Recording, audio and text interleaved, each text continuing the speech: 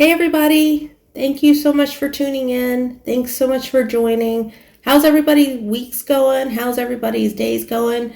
My day was one of those pretty long, exhausting days. Long shift, which means waking up extra early to do barn chores and then working the long shift and then barn chores after the long shift and getting home really late. So, nonetheless, a pretty long day for me. I'm pretty exhausted, but it is what it is. We've all been there. We all do it. It's a part of life. I hope everyone out there listening is having a decent week and a decent day, and just hopefully living the best version of your life. To the best of your ability. So what I wanted to chat about tonight is the Magic 8 Ball, and I don't know who is listening out there. Like I don't know the age of people. I don't know the generations of people listening. I don't know if you remember the Magic 8 Ball. I don't know if that was before your time, after your time. I have no idea. But for me, I remember so vividly the Magic 8 Ball. And I don't know why that toy, because, I was younger when that was a thing that was being sold so prevalently. And so I remember me and my sister, saving up our allowances and going to get a toy. That was something that we did. It's like we saved up our allowances and then we could go like buy something.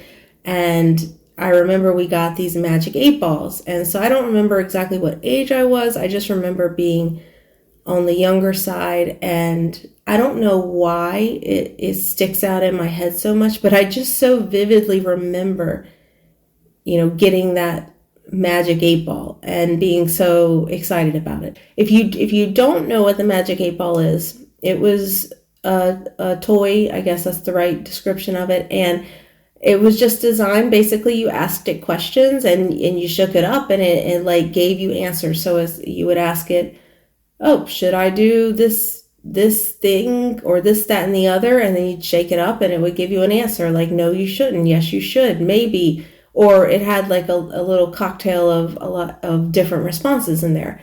And I don't know why, but I just remember vividly going and getting this toy when I was younger, and I don't know why it stands out, but it does. But the point in this conversation tonight is we don't have Magic 8 Balls in our real life. We don't have something we can ask a question to, shake up, and it give us a magical answer. We don't have magical crystal balls to tell us what to do, when to do it, how to do it, what the future holds, what to expect, and everything that comes with it. And I got to thinking about this a little bit because, as I've mentioned on here before, I work in healthcare. I have for many years. And we were out socializing at dinner, and there was an incident a few days ago where somebody was kind of having a situation, and somebody in their group knew that I worked in healthcare, so they kind of came and grabbed me and asked me to come over and take a look at the situation and examine and assess the person that was going through this thing. And ultimately, I kind of made the decision about what needed to be done. And I said, hey, we need to go to the hospital. We need to call an ambulance and get things checked out. And the reason I'm telling this story is because I didn't know for sure if that was the right answer at the time. You're always, so when it comes to that specific example, I mean, you're always weighing all the options, right? All the risks. What are the risks, benefits? Like all the options. What are the what if I do this, what could happen? What if I do this, what could happen? Like all those pathways. And you're trying to analyze the situation to the best of your ability with the limited information that you have, because if you're talking about working someone up in a medical, you know, sense, like if you're talking about working someone up in terms of medically what could be wrong with them. As all of you know, medicine has become so advanced. You need resources. Like you need ways to do studies, to do tests, to do blood work potentially, to take vital signs, all that, all that stuff, like lab work. You need resources to be able to really provide optimal care to an individual. So when you are in the field, as we call it, so if you're not in the hospital, you're not with all your resources, you're just kind of out there, and you're trying to make the best decision possible based on very limited information, a lot of it comes down to risk, benefit, and just making an informed guess. And that's what I want to highlight on here tonight. That's what I want to talk about, because I think we don't do a good job of remembering that a lot of what we do in life is informed guessing, or other people will say educated guessing. Using the knowledge you have and using the experience you have to guide you, but ultimately you are making a guess. Like you are taking a shot in the dark, and you're making a decision without knowing for sure, but you're doing it based on knowledge and information and experience and weighing the risk benefit. And in this specific example that I'm talking about, a lot of it is weighing risk benefit. It's like you don't know for sure what's going on. You think you kind of have a hunch, but you don't have the resources and the tools at your disposal to really be able to definitively say what's going on. So you're making an educated assumption, you're making an educated guess, but you have to now weigh the risk benefits. Like, what if you're a little wrong? What if your guess is a little off? Is it worth the risk to not err on the side of caution? Is it beneficial just to do this over the other? And that's where I found myself the other night. I kind of felt like I knew what was going on, but there was a percentage chance that there was a few other things going on that could have been very life-threatening. And in the moment, without the resources, without the tools, without all the adjuncts, without all the stuff, part of the calculation was, okay, risk benefit. And what is the risk? So I knew this person needed to go to the hospital. That wasn't even part of the question. The question in my head internally was, do we call an ambulance, or do we just drive this person to the emergency department? And that's where I'm talking about the risk benefit calculation comes in. It's like, what is the risk of trying to save the ambulance call and drive them in, versus what is the benefit of trying to save the ambulance call and drive them in? And what seems like a more devastating issue? And in that moment, with the information I had, which was limited, I made the calculation that it wasn't worth the risk to drive that person into the hospital in a private vehicle. That person needed to go by ambulance because scenario A, B, or C could happen en route to the hospital. And if those things actually happened, you would need to be in an ambulance, or things could go very, very bad. And this person did go to the hospital. They did get emergent care. They did get an emergent procedure. So getting to the hospital, absolutely the right call. In hindsight, now knowing what we know now, knowing how everything played out, knowing that there was no developing event in the ambulance ride, knowing that there was no, the things I was worried about in my head, nothing of that happened in the ambulance ride. Knowing that in hindsight, looking back, it's like, okay, yeah, like, so we could have driven this person to the ER because nothing happened in that 20-minute interval of time. So we could have safely driven him to the ER, and we could have safely gotten him to see emergent medical attention and to have the procedure done needed and XYZ. So yeah, in hindsight, we could have just driven him to the hospital.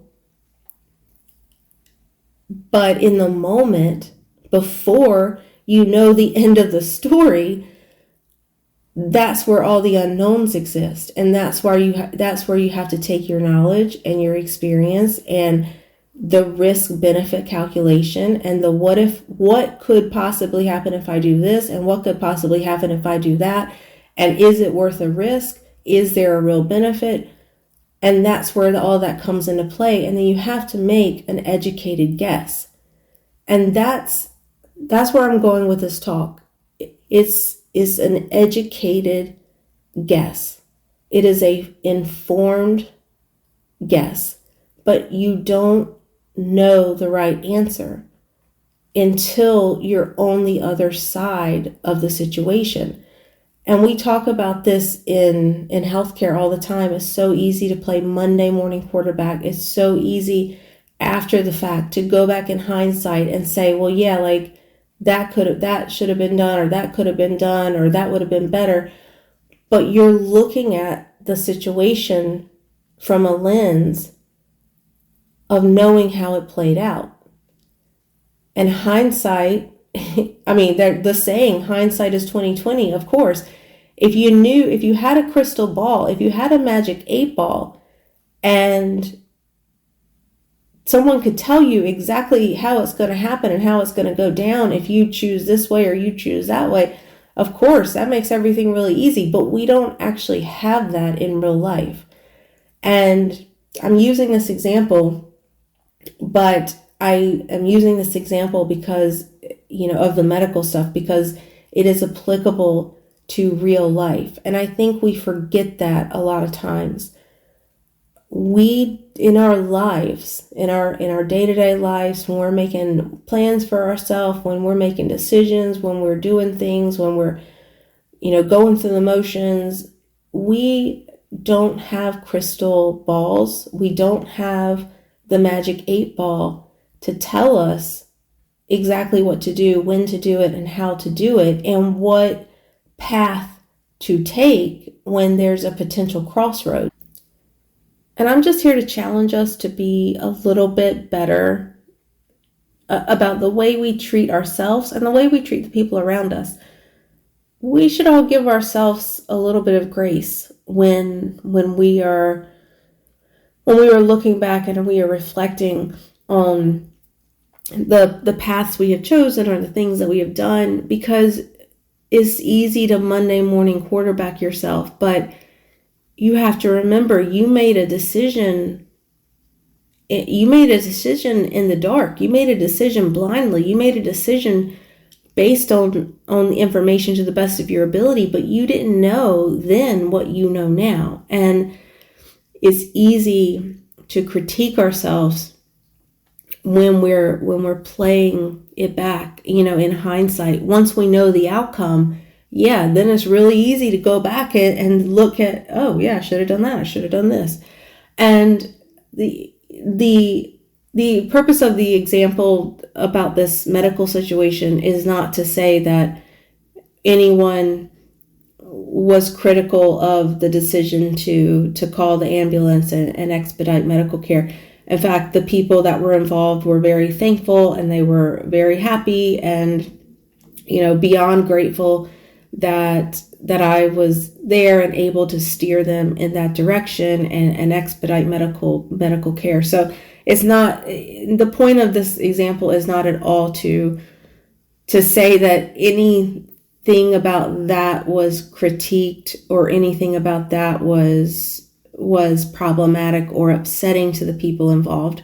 The situation to those involved was good. It was a good fix to a bad situation. But I always self-reflect, right? I always self-reflect when I make a call, when I make a judgment call. I'm always self-reflecting on myself.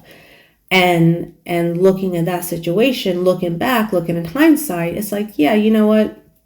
We probably could have saved the ambulance call.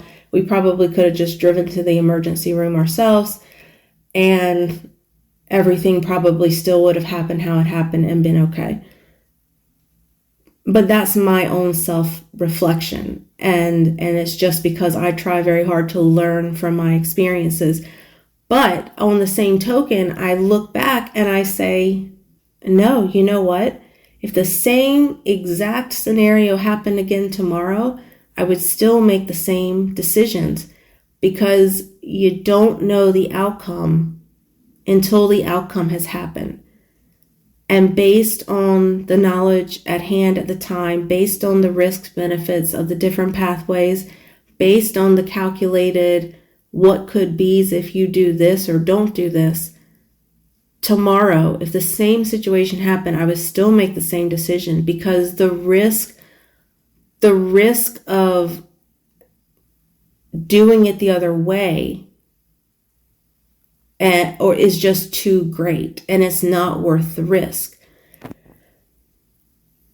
So again, trying to bring it back to just everyday life, everyday real life. We should always be reflecting on what we do, what we have done, the decisions we have made, the paths we have chosen. That's how we learn. That's how we evolve. That's how we grow. That's very healthy.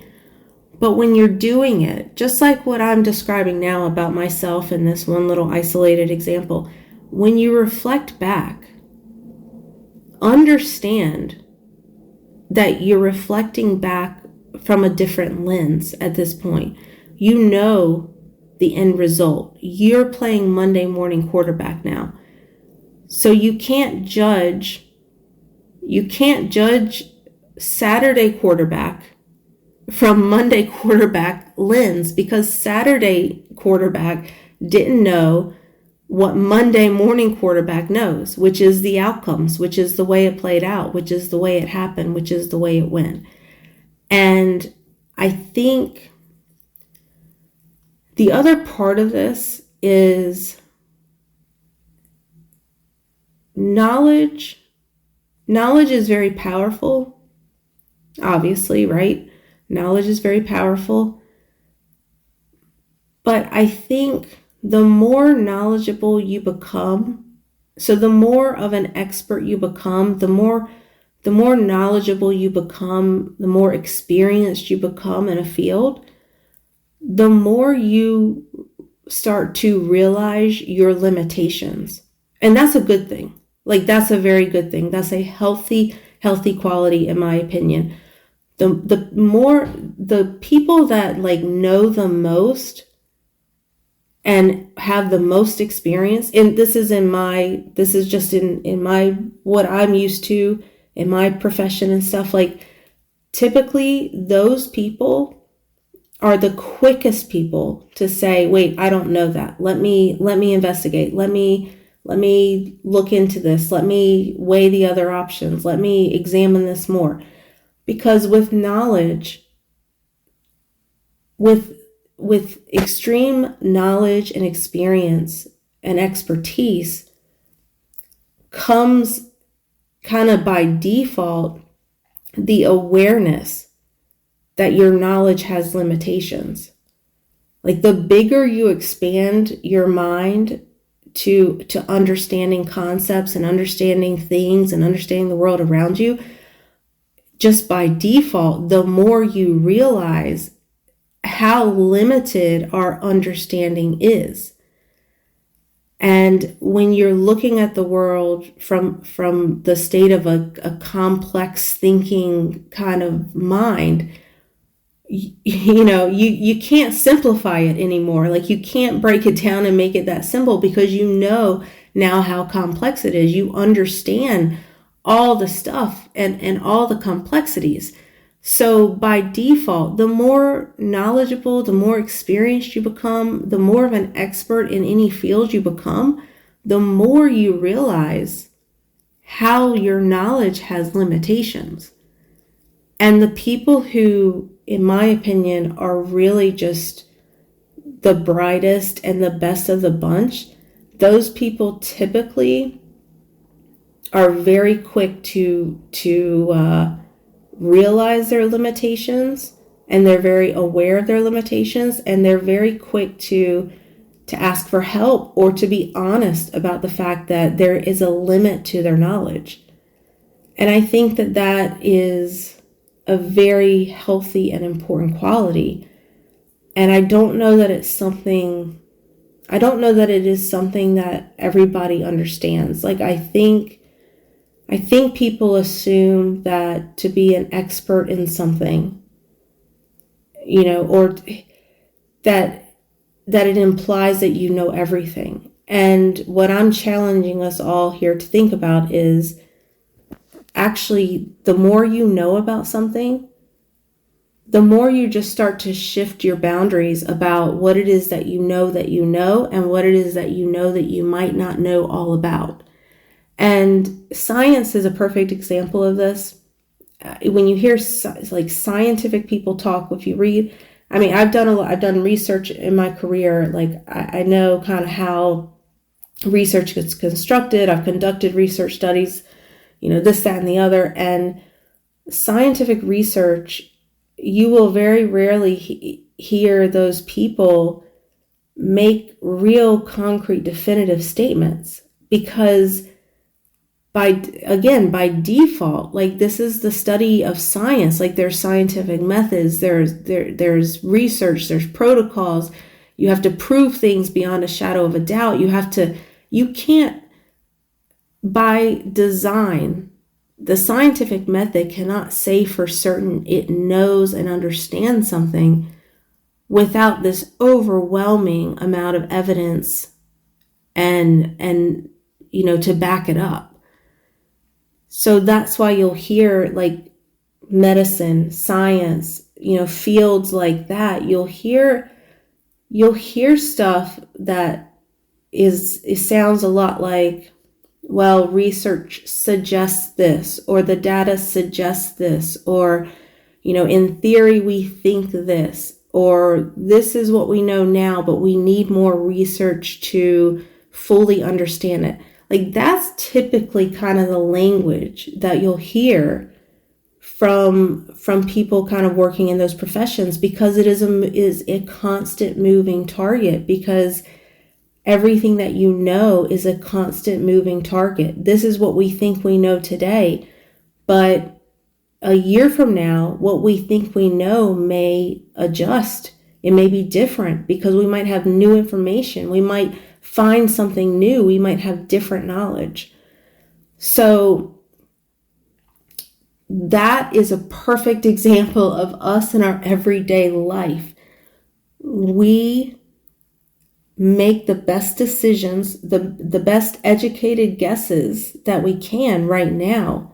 But we have to understand that as time goes on, there will be new information, there will be new knowledge, there will be new data. Like, things will change, things will adjust. And we can't predict, we don't have the magic 8-ball to know exactly what that future pathway or that future course is going to unfold to be.